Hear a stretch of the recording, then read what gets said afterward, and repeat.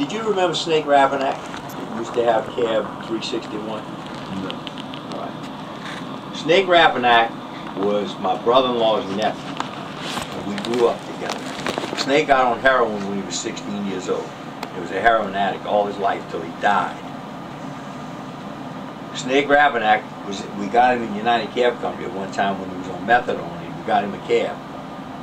Well, he got busted. He had a whole bunch of heroin and he got busted. So he had to sell the cab. Now, my brother-in-law, Pepper Martin, went up to the warden's office in Parish Prison.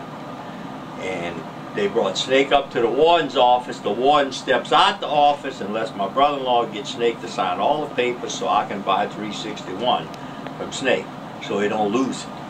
Otherwise, he would have lost the cab. Well, anyway, Snake kept fooling with heroin. And he was pulling burglaries to support his habit. Well, they got this guy, Pete. I can't remember Pete's last name. But Pete was a snitch for the St. Bernard, for the Jefferson Parish deputies. And they arrested Snake for burglary. And they had to let him go because they didn't have any proof. They told him, they said, Snake, we know you hit these houses here in Jefferson Parish. We do not want you in Jefferson Parish. Get out of Jefferson Parish and stay out of Jefferson Parish. Snake was hard-headed. So they got Pete to set him up. Pete told him, he said, oh man, Snake, I got the perfect setup, man. I got this nice house here in Kenner that we can knock off, man. Got all kind of goodies. So Pete drives him up to the house on a dead-end street. Snake jumps out, runs to the door, it's raining. Pops the door open with a big screwdriver. When he popped the door open, an off-duty deputy popped him twice with a .357 Magnum and killed him right there on the spot. Well, what it was an execution. They had told him to stay out of Jefferson Parish and he wouldn't do it. He was hard-headed. And so consequently, he paid the ultimate price with his life.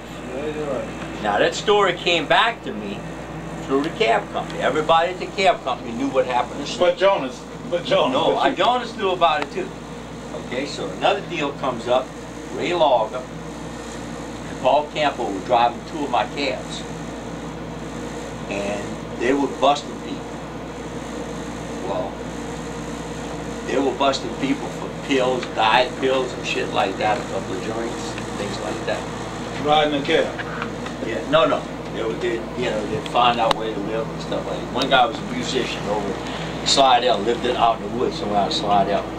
And they went to his house, they busted in the door, and they arrested him for having a couple of diet pills and medicine cabinet. Diet pills? Yeah. You can get diet pills over the counter. No, these were prescriptions. But anyway, make a long story short, they drive in my cab. They had a big DEA conference. And they met some cops from Jefferson Parish at the conference. And they come by my house to pick up the cabs. I was working on the cabs at the house. So in my den, they were straightening up with me for the money for the cab. So they telling me about what happened to Snake. They asked me, you remember that cab driver Snake that used to drive such and such a cab? And they told me exactly the same story that they got from their DEA friends. They didn't know who I was. They didn't know that I was related to Snake or anything. But the same story come back. You know where Ray Logger and Paul Campo wound up? In penitentiary. They did 7, 8 years. You know for what? For being lookout for Robin's boats coming up by Savage. They were sitting out there with St. Bernard police car, protecting the dope boat so they could unload the dope boat.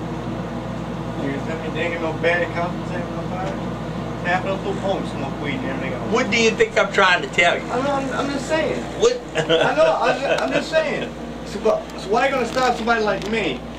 Because you look like a character.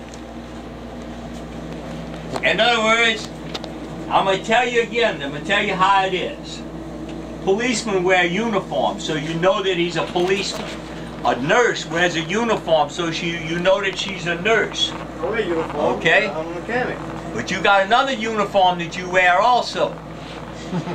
That long hair and them tattoos all over the place. You go sit in that and that's courthouse, a uniform saying I'm a bad motherfucker. But go sit in that courthouse. No, go sit in that courthouse and you see which ones are the drug heads.